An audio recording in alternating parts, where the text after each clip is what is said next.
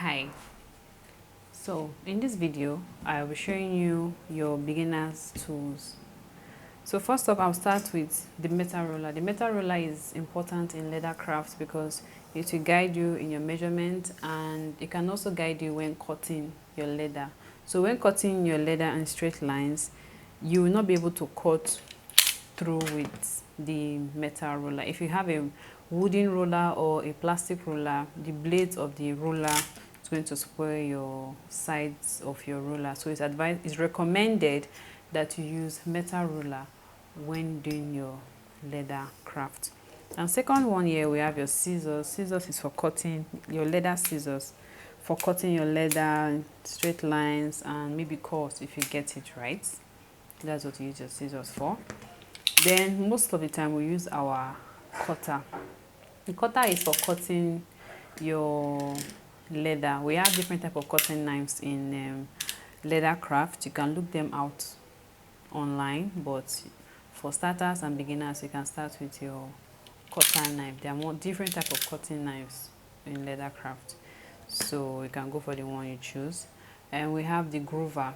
The groover is for drawing your straight lines in leather craft.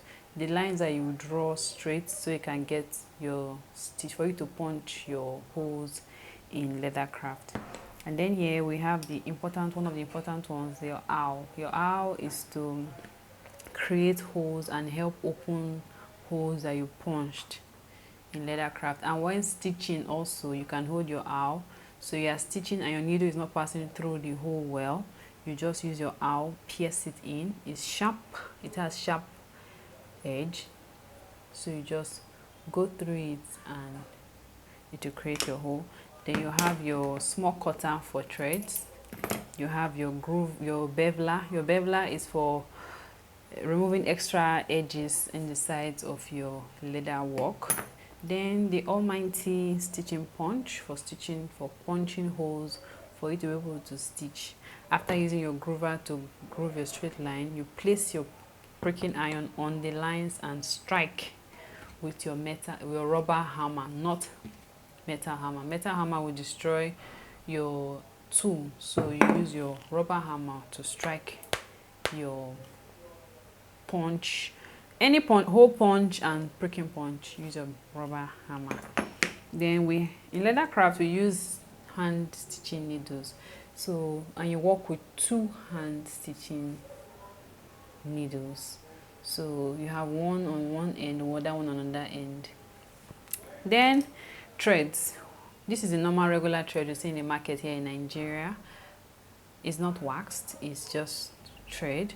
So this other one here is waxed thread, and you can see how stiff it is compared to this one, because this one is waxed. It's cotton, it's waxed, but this one is a nylon thread, it's not waxed. So most of the time, sometimes when I'm stitching, I use this one. Depends on the project I'm working on, I use the waxed or this one. So for me to use this one well, to make it like this one, not to be fine on my leather goods and smooth on my leather goods, I have my bee wax that I bought from the market. So I just run my wax through my thread multiple times. I just go on it, and it becomes waxed thread. So now when I'm stitching, I no longer have the loose edge. It's now, I don't know if you can see this thing, but it's now stiff like this one. It's now stiff like this one. Do you get me? So that's the trick I use. Other people use it too. So you just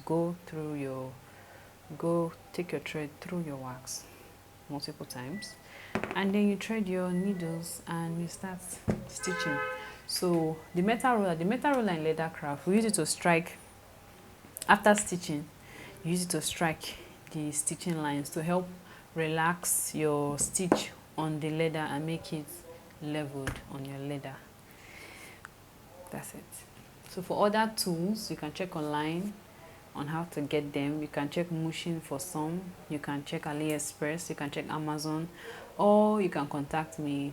I have some of the basic tools available for sale. Thank you.